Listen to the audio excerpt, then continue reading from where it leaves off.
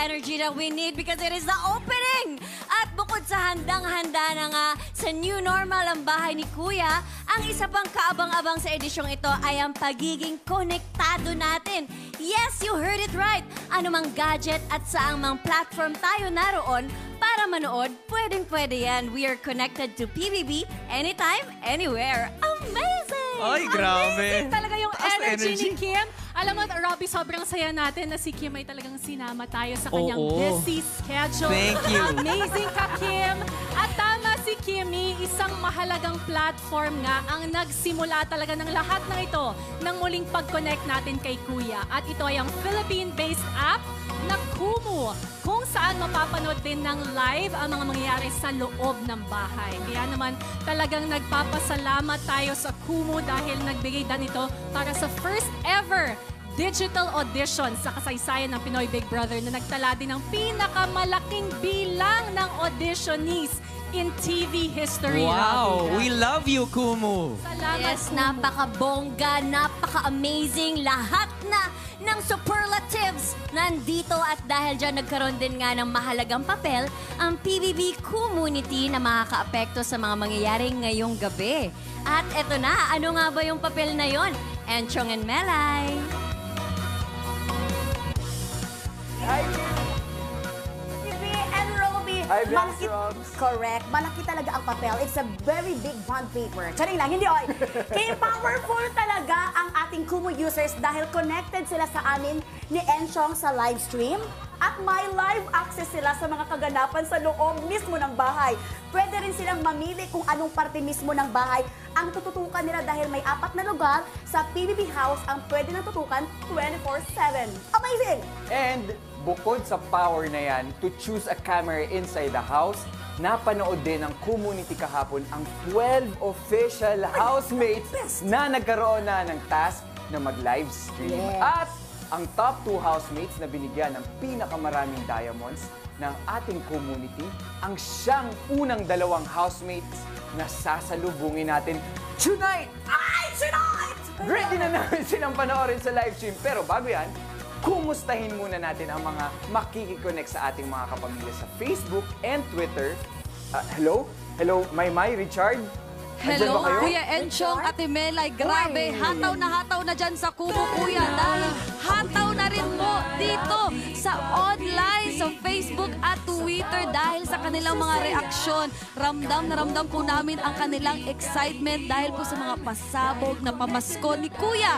At andito lang po kami para samahan po kayo online para basahin po ang inyong mga komento at reaksyon sa mga mangyayari ngayong gabi. That's right, my and kapamilya. Don't forget to include in your posts and comments ang hashtag natin for tonight, ang PBB Connect Xmas sa Lubong. And, pero Ate Bianca, sorry. Uy, Ang daming ba talaga naghihintay sa online ngayon eh. They can't wait anymore. Sino ba talaga yung 2 unang housemates na papasok sa loob ng bahay ni Kuya? Sino kaya? unsa man?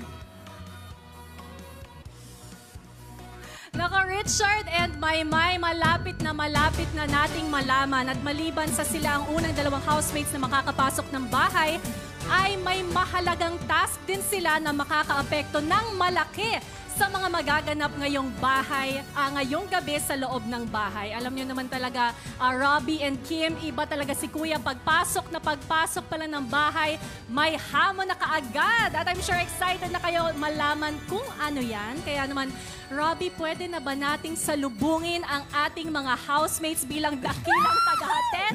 Are we ready, Robbie? Wait lang, not so fast, Ate B. Dahil eto na mga kapamilya at ang ating mga kumunizen. Dahil bago pa tuluyang magsimula ang kanilang masayang PBB journey, ating mga housemates ay sumailalim muna sa mandatory 14-day quarantine and isolation bilang bahagi po ng ating strict protocols. At sumailalim din sa RT-PCR test o swab test. Ayan po nakita nyo sa inyong mga screens ngayon.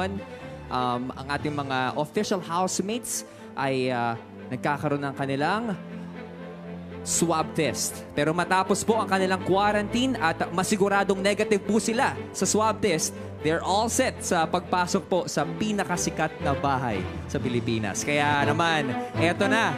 Handa na ba kayo? Eto na, kapamilya. Kuya, ang unang housemate na nanguna sa ating community. Panoorin niyo to.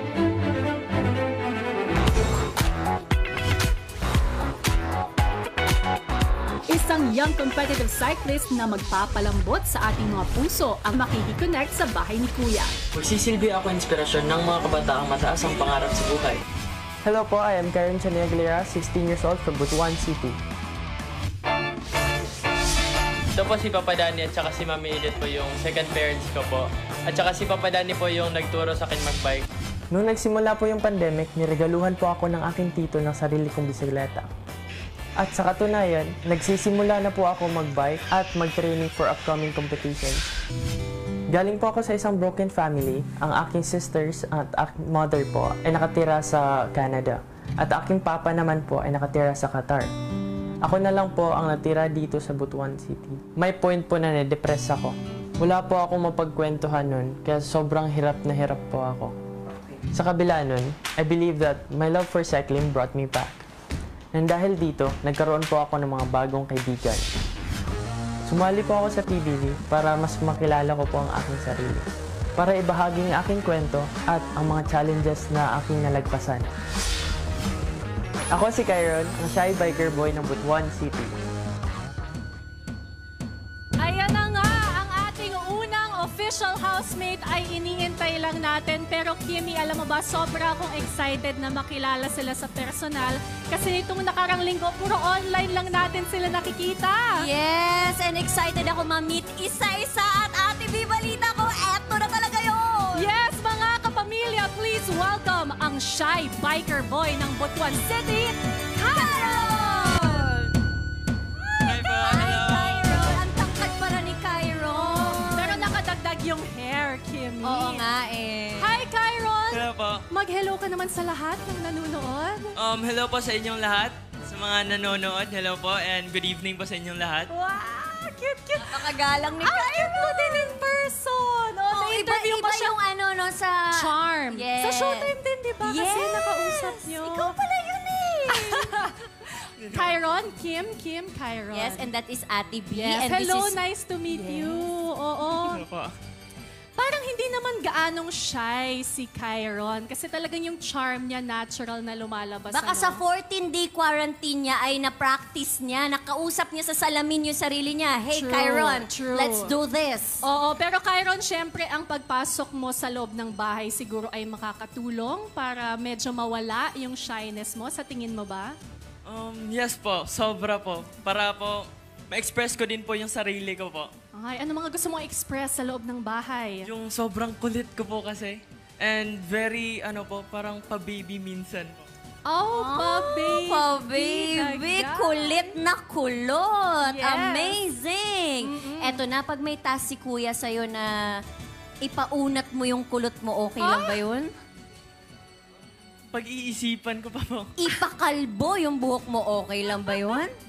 Pag-iisipan ko po. Alright, malalaman natin yan, Ate B. Oh, binigyan mo The next- naman ng idea si Kuya, Kimmy. Oh, pero Sorry, Kyron, good luck sa iyong journey bilang isang official housemate ni Kuya. We are very, very proud of you.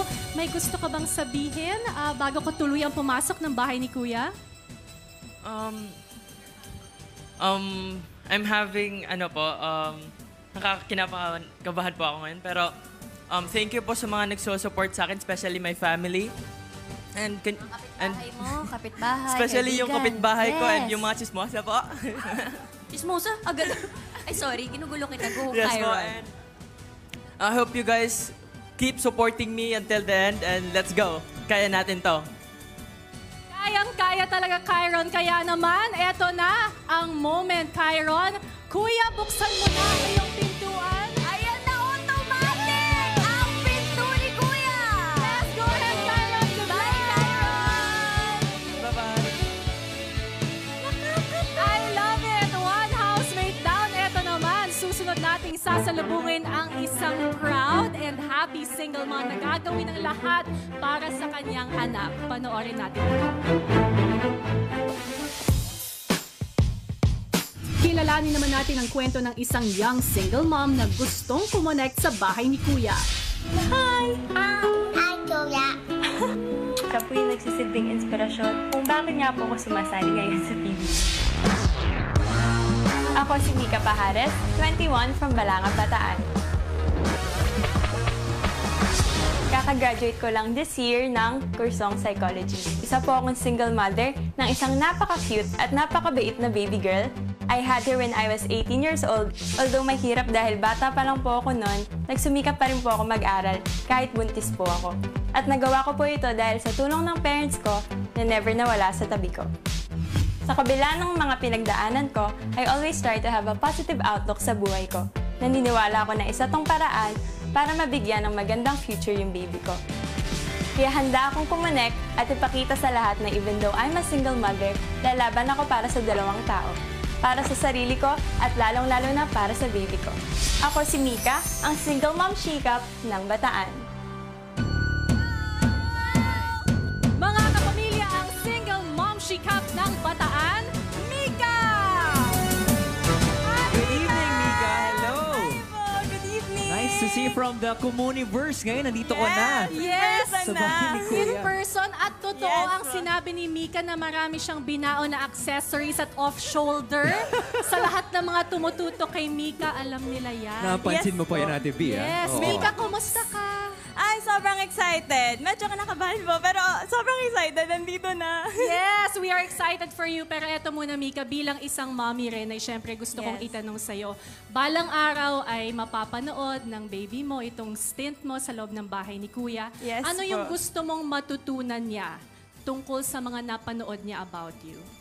Syempre, sana maging proud po siya sa akin sa future and sana makita niya na pinaglaban ko po talaga yung para sa kanya in future niya and lahat naman to ginagawa ko for her. Lahat siya yung inspirasyon. Ah, that's so sweet. Okay, bago ka pumasok sa loob ng bahay ni Kuya, may mensahe ka ba para sa iyong anak, sa baby mo?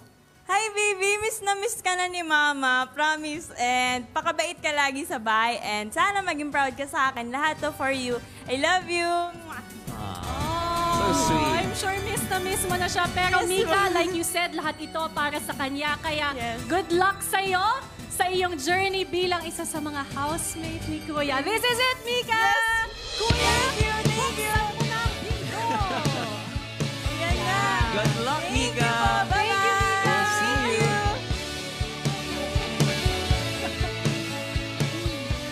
Ayan na! Ngayon naman, Robbie, kumonect tayo sa Kumu with Melay and Enchong. Hi guys! Kumusta? Relay, grabe. Hindi na talaga ako makapaghintay. Ako din dyan. Hindi na ako makapaghintay na makita si Kyron tsaka si Mika sa loob ng bahay. Please. At gaya nga ng nabanggit kanina, sila ang una nating sinalubong dahil sila ang nanguna sa dami ng diamonds na binigay ng community after their live stream. With Kyron getting 431,800 diamonds at si Mika naman ay nakatanggap ng 344,100 diamonds. Sumunod naman sina Kobe, Russo, Andrea, Chico, Ella, Chrismar, Justin, Azel, Gian, and Hyra. Gusto rin namin magpasalamat sa inyo, syempre, community, dahil nakatanggap ang ating housemates ng, ready ka na ba? Isa-irelate ko sarili ko. 1,537,900 diamonds!